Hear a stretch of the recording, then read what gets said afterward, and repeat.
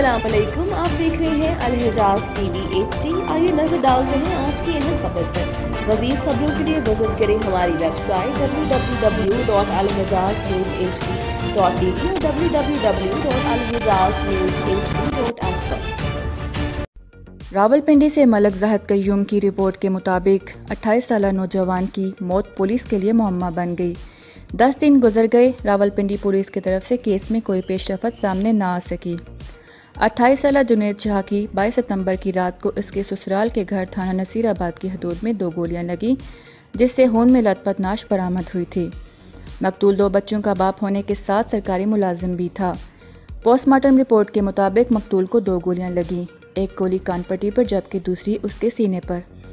जुनैद के भाई सुहेल नामी की तहरीरी दरख्वास्त पर मकामी पुलिस ने दफ़ा 302 और 34 के तहत मुकदमा मकतूल की बीवी और इसके साले के खिलाफ दर्ज किया।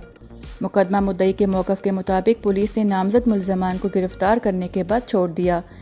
पुलिस कत्ल को खुदकुशी का रंग देकर मुल्ज़मान को गिरफ्तार करने के बजाय हम पर अपना दबाव डाल रही है। पुलिस ने मौका पर पहुंचकर कोई भी इब्तदाई शवाहिद इकट्ठे नहीं किए, बल्कि मकतूल के पाँव की तरफ पड़े हुए पिस्टल समेत किसी भी चीज़ के फिंगरप्रिंट नहीं लिए और फ़ौरन नाश को अस्पताल में मुंतकिल करने के लिए मकामी पुलिस की तरफ से हम पर दबाव डाला गया। हमें रोज़ कॉल करके थाने या मुतल्लिका SP ऑफिस बुलाया जाता है, बगैर किसी ऑफिसर के मिले हमें बिठाकर वापस भेज दिया जाता है। हमारे भाई के कत्ल में नामजद मुल्ज़मान इसमें मुलव्वस अफराद को फौरी गिरफ्तार किया जाए। अगर हमें इंसाफ फराहम ना किया गया तो हम पार्लियामेंट के सामने एहतजाज करेंगे। जबकि इस मौके पर पुलिस ज़राए का कहना था कि मुकदमा में नामजद मुल्ज़मान की गिरफ्तारी इल्तवा में रखी गई है। पुलिस असल हक़ाइक़ तक पहुँचने के लिए इन्वेस्टिगेशन कर रही है। मुकदमा में नामजद मुल्ज़मान की पुलिस की तरफ से गिरफ्तारी इल्तवा में अच्छी तरह से तहकीकात की जा रही हैं।